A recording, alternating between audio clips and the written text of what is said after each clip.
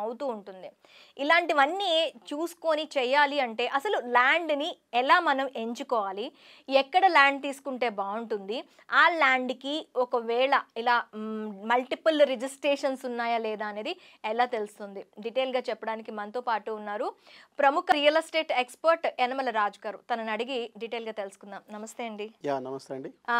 Land మనం ఒక ల్యాండ్‌ని కొనుక్కోవాలి అనుకుంటున్నాం అనుకోండి. ఈజ్ ఇట్ కమర్షియల్ ఆర్ మనకి డొమెస్టిక్ యూజ్‌కైనా ఒక ల్యాండ్. నేను ఒక ప్రాపర్టీ నా ఫ్యూచర్ ఇన్వెస్ట్‌మెంట్ కోసం కొనుక్కుంటున్నాను నేను దాన్ని. యెస్. సో, ఆ ల్యాండ్‌ని కొనుక్కోవాలి అనుకునేటప్పుడు మనం ఎలాంటి జాగ్రత్తలు తీసుకోవాలి? ల్యాండ్ విషయానికి సంబంధించి ఏ అంశాలు దానిపైన దోహదం చేస్తాయి మనం ఒక ల్యాండ్ తీసుకోవటానికి?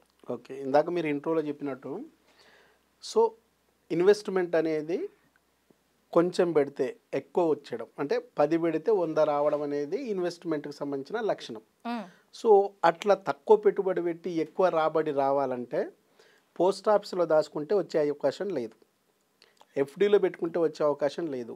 అప్పిస్తే తిరిగి వచ్చే అవకాశం లేదు. షేర్ మార్కెట్‌లో పెడితే భాగ్యలక్ష్మి బంపర్ రావచ్చు, పోవచ్చు. పోయేదే ఎక్కువ, వచ్చేది తక్కువ. సో, మనం ఇప్పుడు గోల్డ్ తీసుకున్నా కూడా గోల్డ్ అనేది ఇన్వెస్ట్‌మెంట్ పరిధిలోకి రాదు. ఎందుకంటే మనం తీసుకునేదంతా కూడా ఆర్నమెంట్ షో చేసుకోవడానికి పనికొస్తుంది తప్ప ఇన్వెస్ట్మెంట్గా పనికిరాదు. ఒకవేళ ఈరోజు మనం 60,000 తులం ఉందనుకొని ఇప్పుడు తీసేసుకుంటే కూడా మళ్ళీ మనం ఒక 5 ఇయర్స్కు ఆ రోజు 1 lakh రూపీస్ ఉంటే కూడా దాదాపు ఎట్టి పరిస్థితుల్లో 1 lakh రాదు. ఒకవేళ అయితే కూడా ఆ రోజు మనం ఆ తులం అమ్మేసినప్పుడు 1 lakh వస్తుందా రాదా? దాని మీద తరుగు, వేస్టేజ్, ఇది అది అని చెప్పి అన్ని తీసేస్తే దాదాపు 30% పోతుంది. అవును. కాబట్టి అది కూడా లాభసాటి కాదు. తరుగు లేనిది మెరుగైనది ఏదైనా ఉందంటే అది ల్యాండ్ మాత్రమే. తరుగు లేనిది మెరుగైనదే కాదండి, నిరంతరాయంగా పెరిగేది. ఎగ్జాక్ట్లీ. సో, ఎప్పటికది సెకండ్ హ్యాండ్ కాంది నిత్య నూతనంగా పెరుగుతూ ఎవరైతే ఇన్వెస్టర్ ఉన్నాడో ఇన్వెస్టరు నిద్రపోయినప్పుడు కూడా ఆయన కోసం నిత్యం పనిచేస్తూ పెరిగేదే భూమి. అవును. సో, ఆ భూమి ఎప్పటికి కూడా ఖచ్చితంగా ఆ ఇన్వెస్టర్ ఎవరైతే ఉన్నాడో ఆ యజమాని ఎవరైతే ఉన్నాడో ఆ యజమాని కోసం 24 hours కష్టపడుతూనే ఉంటుంది, పెరుగుతూనే ఉంటుంది. కాబట్టి భూమిని నమ్ముకోవడం అనేది చాలా చాలా బెటర్. అయితే భూమి తీసుకునే టైంలో ఇందాక మీరు అన్నట్టు డబుల్ రిజిస్ట్రేషను, త్రిబుల్ రిజిస్ట్రేషను, కబ్జాలు ఇవన్నీ ఎందుకైతే అంటే పర్ఫెక్ట్గా డాక్యుమెంటేషన్ లేనప్పుడు మాత్రమే ఇది జరుగుతుంది. మనకి ఎక్కువగా ఇది ఎక్కడ చూస్తాము సో, అంటే ప్రధానంగా మనం బాగా చూసుకోవాల్సింది ఏంటంటే పర్సన్ ఎవరైతే ఉన్నారో నీకు నేను ఒక ప్రాపర్టీని అమ్ముతున్నా అని చెప్పే పర్సన్ ఎవరైతే ఉన్నారో ఆ పర్సన్కు అమ్ముతున్న ప్రాపర్టీకి రిలేషన్ ఏంటి. సో, అమ్ముతున్న పర్సన్కి సంబంధించిన ఆధార్ కార్డు తీసుకోండి. ఓకే. అమ్ముతున్న ప్రాపర్టీని ఈ ఆధార్ కార్డును మ్యాచ్ చేసి చూడండి. అది ఇతందేనా కాదా తెలిసిపోతుంది. ఓకే. అమ్మే రైట్స్ ఇతనికి ఉన్నవా లేదా తెలిసిపోతుంది. అమ్మే రైట్స్ ఇతనికి ఉన్నవని తెలిసిన తర్వాత దీన్ని లింక్ డాక్యుమెంట్ తీసుకోండి. ఎందుకంటే ఒక పెళ్లి చేసేటప్పుడు అటు 7 తరాలు ఇటు 7 తరాలు చూసి పెళ్లి చేయమని చెప్తారు. అవును. 100 ఏళ్ల పెళ్లికే 7 తరాలు చూడాల్సి ఉంటే ఈ ప్రాపర్టీ వేలాది సంవత్సరాల వరకు, లక్షలాది సంవత్సరాల వరకు ఉండే అవకాశం ఉన్న ఈ ప్రాపర్టీకి ఎంత డాక్యుమెంటేషన్ చూడాలా? సో, ఇది ఎప్పుడైతే గవర్నమెంట్ ఆధీనంలో నుంచి ఒక ప్రైవేటు వ్యక్తి బదలాయించబడ్డదో ఆ రోజు నుంచి ఈ రోజు వరకు ఎంత లింక్ డాక్యుమెంట్ ఉంటే అంత పర్ఫెక్ట్గా చూడాలి. మనకి ఎట్లాగైతే ఏజ్ ఉంటుంది, డేట్ ఆఫ్ బర్త్ ఉంటుందో ఆ ప్రాపర్టీకి కూడా డాక్యుమెంటేషన్ డేట్ ఉంటుంది. ఆ డేటు రోజు నుంచి ఈ రోజు నువ్వు తీసుకునే డేట్ వరకు పర్ఫెక్ట్గా ఉన్నదాన్ని లింక్ అంటారు. ఈ లింకులో సగం దగ్గర లింక్ తోటి అంటే సగం కట్ అయిన లింక్ తోటి కూడా రిజిస్ట్రేషన్ అవుతుంది. మనకు తెలిసో తెలియక రిజిస్ట్రేషన్ అయితే చాలు మహా అద్భుతం, నేను విజయం సాధించిన, పైసా దాచుకొని చిట్టీలేసి అక్కడేసి ఇవి తెచ్చి మొత్తం ఒక ప్రాపర్టీ తీసుకున్న విజయం సాధించిన అన్న విజయ గర్వంతో మాత్రమే నువ్వు ఉంటావు. ఈరోజు ఆ ప్రాపర్టీ వాల్యూ తక్కువ కాబట్టి ఈరోజు ప్రాబ్లం రాదు. ఇప్పుడు తీసుకున్న 10 lakhsదో 15 lakhsదో ఆఫ్టర్ 15-20 years తర్వాత కోట్లలోకి పెరుగుతుంది. ఆ రోజు కోట్లలోకి పెరిగిన రోజు లిటిగేషన్ ఎప్పుడే స్టార్ట్ అవుతుంది అంటే ఆ ప్రాపర్టీకి సంబంధించిన మనుమడో అల్లుడో కొడుకో కూడా వచ్చి ఈ ప్రాపర్టీ మా వాళ్ళు అమ్మలేదు, మీరు ఆక్రమించుకున్నారు అని చెప్తారు. లేదండి నేను ఆక్రమించుకోలేదు, కొన్నా అంటే కొంటే ఫస్ట్ డాక్యుమెంట్ నీ దగ్గర ఉందా? లేదు. నీకున్న లాస్ట్ డాక్యుమెంట్లు మాత్రమే ఉన్నాయి. ఫస్ట్ డాక్యుమెంట్లు ఎవరైతే ఆరోపణలు చేస్తున్నారో వాళ్ళ దగ్గరే ఉంది. అవును. సో కోర్టుకి వెళ్తే ఫస్ట్ డాక్యుమెంట్ గెలుస్తుందా, లాస్ట్ డాక్యుమెంట్ గెలుస్తుందా? ఫస్ట్ డాక్యుమెంటే కాబట్టి గెలుస్తుంది. నువ్వు ఓడిపోతావు. అవును. కాబట్టి లింక్ డాక్యుమెంట్ అనేది అత్యంత అద్భుతంగా ఉండాలి. లింక్ డాక్యుమెంట్ పర్ఫెక్ట్గా ఉండాలా, ఎన్ఏ సర్టిఫికేట్ పర్ఫెక్ట్ ఉండాలా, ఎల్పి అప్రూవల్ అయి ఉండాలా, అట్లాగే నీకు సెక్యూరిటీ మెయింటెనెన్స్తో పాటు ఇప్పుడు తెలంగాణ గవర్నమెంట్ లేదా ఇతర గవర్నమెంట్ తెచ్చిన వాటిలో రేరా ఉంటుంది, okay. Real estate regulation authority. మ్మ్. ఈ real estate regulation authority approve చేసిన లెటర్ ఉందా మ్మ్.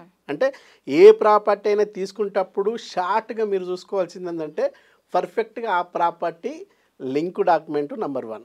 మ్మ్. తర్వాత ల్యాండ్ కన్వర్షన్ అయిందా, ఎందుకంటే నువ్వు తీసుకుంటుంది వ్యవసాయ పొలంలో నుంచి ఒక ప్లాట్గా మారిన తర్వాత నువ్వు తీసుకుంటున్నావు. మ్మ్. ప్లాట్గా మారడం అంటే వ్యవసాయ పొలాన్ని నివాసయోగ్యమైన పొలంగా చేసేదాన్ని ఎన్ఏ సర్టిఫికేట్ అంటారు, నాన్ అగ్రికల్చర్. మ్మ్. లింక్ డాక్యుమెంట్ పర్ఫెక్ట్గా ఉండాలా, agriculture certificate non agriculture certificate ఉండాలా, ఇది కరెక్ట్ అని చెప్పేసి అప్రూవల్ ఇవ్వాలా, ఈ అప్రూవల్ కరెక్ట్ అని చెప్పేసి రేరా వాళ్ళు సర్టిఫైడ్ చేయాలా. ఓకే. ఇవన్నీ పర్ఫెక్ట్గా ఉన్న ల్యాండ్ మీరు పర్ఫెక్ట్గా తీసుకుంటే ఎలాంటి కబ్జాలు అయ్యే అవకాశం లేదు. ఒకప్పుడు సాధ్యమైనంత వరకు జీపీ లేఅవుట్, గ్రామ పంచాయతీ లేఅవుట్లో అది కూడా మాన్యువల్గా ఉన్న టైంలో నీకు కబ్జాలు చేయడానికి కానీ డబుల్ రిజిస్ట్రేషన్ చేయడానికి కానీ స్కోప్ ఉండే. మ్మ్. మ్మ్. 2017 తర్వాత ఏదైతే రేరా స్టార్ట్ అయిందో అప్పటి నుంచి కంప్యూటరైజ్డ్ ఎప్పుడైతేనో అప్పటి నుంచి నీకు కబ్జాలు చేయడానికి అవకాశాలు లేవు. మ్మ్. అప్పటి కబ్జాను దృష్టిలో పెట్టుకొని ఇప్పుడు కూడా కబ్జా ఉంది అని చెప్తే తీసుకునే వాళ్ళు కూడా తికమక అయ్యే అవకాశం ఉంది. అవును. కాబట్టి ఇప్పుడు కబ్జాలు లేవు.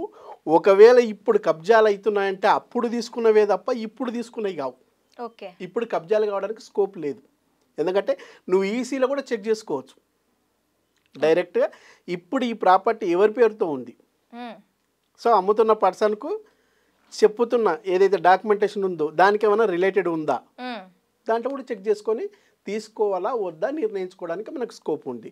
కాబట్టి తక్షణం మరి బాగా గుర్తుపెట్టుకోవాల్సింది ఏంటంటే ఈరోజు మనం ఏ వస్తువైనా బాగాలేదనుకుంటే పడేయచ్చు, అవును. లేదనుకుంటే ఇప్పుడు మసాలా లాంటి ప్యాకెట్, ఇప్పుడు ఎవరెస్ట్ లాంటిది ఉంది, ఎవరెస్ట్ మసాలా ఏదో బాగాలేదనుకొని కర్రీలో తుప్పును ఉమ్మేసి కూర పడేసి మళ్ళీ ఇంకో కర్రీ చేసుకొని తిని హ్యాపీగా ఉండొచ్చు.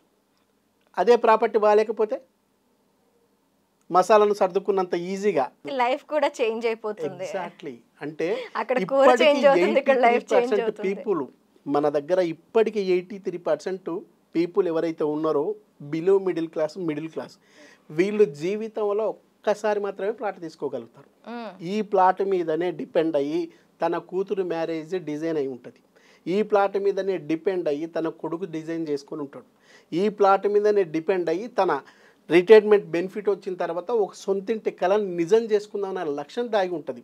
మ్మ్. అక్కడ ప్లాట్ అమ్మడం అంటే జనాలు ఎవరైతే ఇన్వెస్టర్స్ ఉన్నారో ఆ ఇన్వెస్టర్స్ వాళ్ళు తీసుకొచ్చే డబ్బులు మన దోసిల్లో పోస్తున్నారంటే ఈ డబ్బులు కాదు, వాళ్ళ ఆశలు.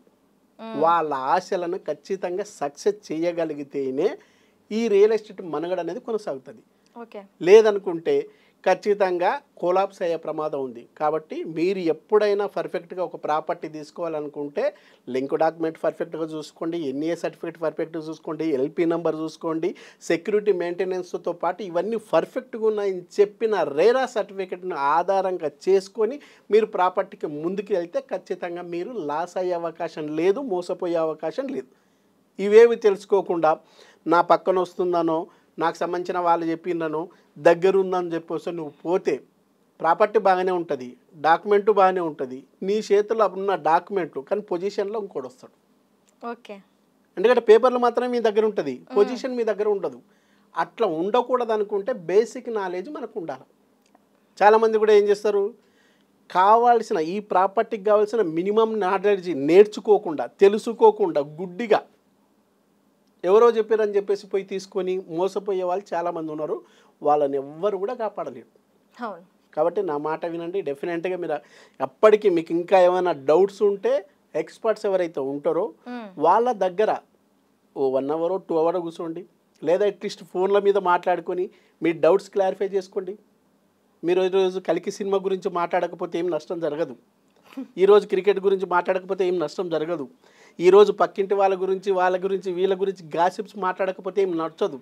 కానీ మీరేం చేస్తున్నారు, మీరు తెలుసుకోవాల్సిన అంశాలను వదిలేసి పనికి మాలిన అంశాలను పక్కన పెట్టుకొని బుర్రలకు ఎక్కించుకొని నష్టపోతుంది ఎవరు? కాబట్టి ప్రాపర్టీ మీది, కడుపు నొప్పి మీది, టాబ్లెట్ మీరే వేసుకోవాలి, మీరే తెలుసుకోవాలి డాక్యుమెంట్ గురించి. అప్పుడే మీరు బాగుపడతారు, లేదనుకుంటే నష్టపోతారు. ఓకే. అయితే కొన్ని దగ్గర మనకి రిజిస్ట్రేషన్ సమయంలో రిజిస్ట్రేషన్ కాకుండా జస్ట్ నోటరీ టైప్ మనకి డాక్యుమెంట్స్ దొరుకుతూ ఉంటాయి. నోటరీ చేయటం అది ఎంతవరకు కరెక్ట్? నోటరీ ల్యాండ్ తీసుకోవడం మంచిదే అంటారా? ఎగ్జాక్ట్ మీరు బాగా గుర్తుపెట్టుకోండి మేడం. ఒక పర్సన్, ఎస్పెషల్ ఒక తండ్రి, ఈ ఇన్వెస్ట్మెంట్ ఎందుకోసం చేస్తున్నాడంటే వాళ్ళ పాప లేదా వాళ్ళ బాబు లేదా వాళ్ళ ఫ్యూచర్ కోసం ఇన్వెస్ట్మెంట్ చేస్తున్నాడు. అంటే ఇప్పుడు నేను కష్టపడే స్థితిలో ఉన్నా, రేపు కష్టపడలేని స్థితికి వెళ్తా, ఆ టైంలో నాకు ఆదుకోవడానికి ఒక ప్రాపర్టీ కావాలని తీసుకుంటున్నాడు. ఇప్పుడు బాబు ఫ్యూచర్ కోసం అని చెప్పేసి లేదా పాప పెళ్లి కోసం అని చెప్పేసి నువ్వు తీసుకున్నావు అనుకోండి, రేపు బాబు యుఎస్ చదువుకోవడానికి వెళ్తున్నాడు. నువ్వు తీసుకున్న ఈ ప్రాపర్టీ బ్యాంకులో పెట్టాలి.